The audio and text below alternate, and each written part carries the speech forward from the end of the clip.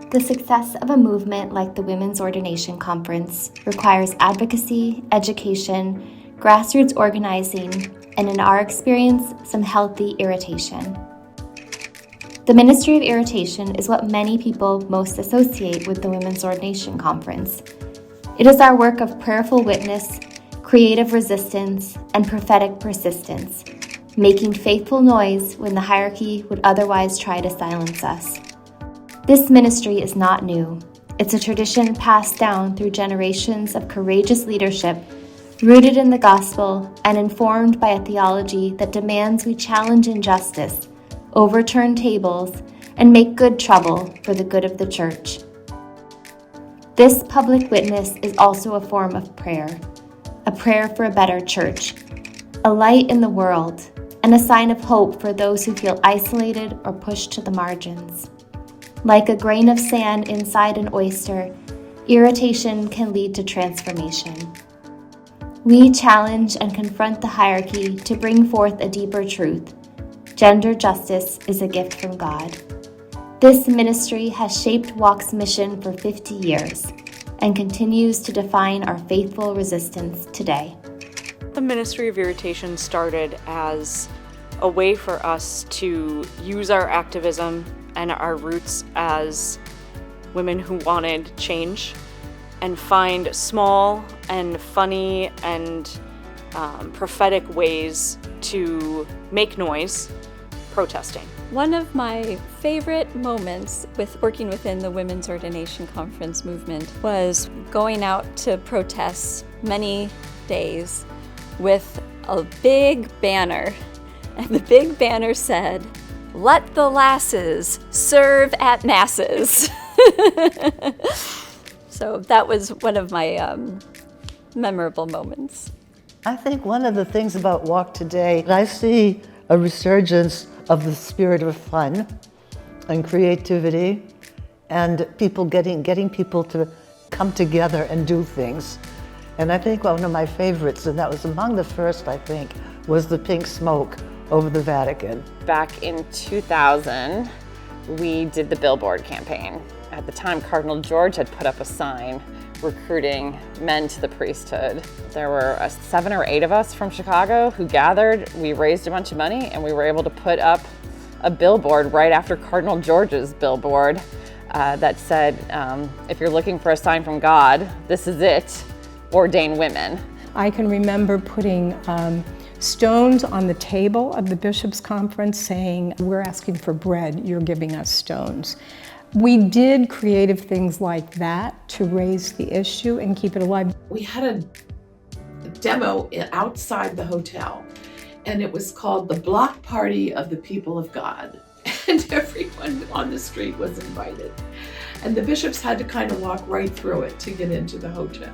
In 2020, for the Feast of Mary Magdalene, there was a moment at the Holy Name Cathedral. We were out front hanging this banner that we had painted with purple paint that said "Ordain Women," driving away from the cathedral and looking at that and feeling like we've made a statement, we've said something, we've done something, like felt really empowering.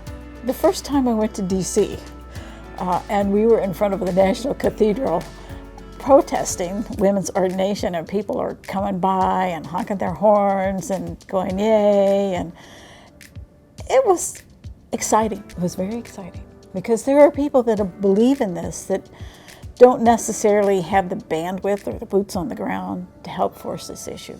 Women who are together in this movement are important to each other, are important to the world, are important to the ethic of the church and to the ethic of society. We are a network that helps women find each other, and we continue to do the things that we do now. We pray and we protest and we are prophets. As the time went on, we've gotten younger leaders. And what touches me is that they still really highly regard all of us that are still around and never make us feel like, well, thanks for what you did, but it's time for somebody else. There's a way of being a young leader and still including people. This is a sustained movement that's being passed down generation to generation. And in the structures of the Catholic Church, this is how reform happens. And what WOC's doing is disrupting patriarchy and male domination in that institution. That, to me, is not only amazing, but absolutely necessary. So I see the Women's Ordination Conference as one of those sources of community for me, one of those sources of inspiration, that it's both where I take inspiration to do my theological work, but I'm also hoping that it all connects back to each other. I was really moved with how the movement is far beyond the theological definitions and the theological reasoning for why the church should change. There really is a grassroots feel to it. Theology is meant to be involved and based in community and rooted in practice and oriented towards changing our practice. So I see the Women's Ordination Conference as one of those sources of community for me. This was the first space that welcomed my thoughts and my questions. You baptized me priest, prophet, and king. Like, I have a call, hear me. And just to be received by this group of mostly strangers to say, hey, yeah, we see you, we hear you, also we feel this too. And here are other women who, you know, have navigated this path and are navigating this path. It just always feels like a deep exhale. WOC is that space that would hold you up and validate your wholeness and your faith.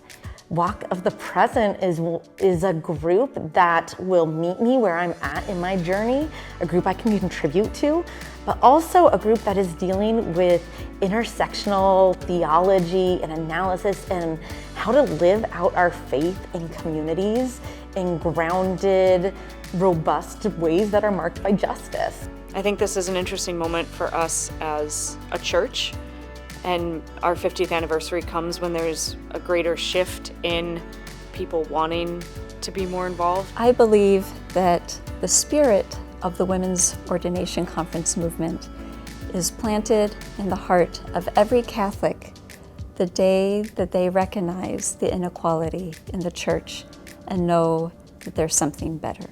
We are all a part of this Catholic tradition. If we can return the tradition, restore the tradition to where I think Jesus wanted, which is an inclusive vision for a world where women and all people are part of leading ministry, it has the potential to transform the world.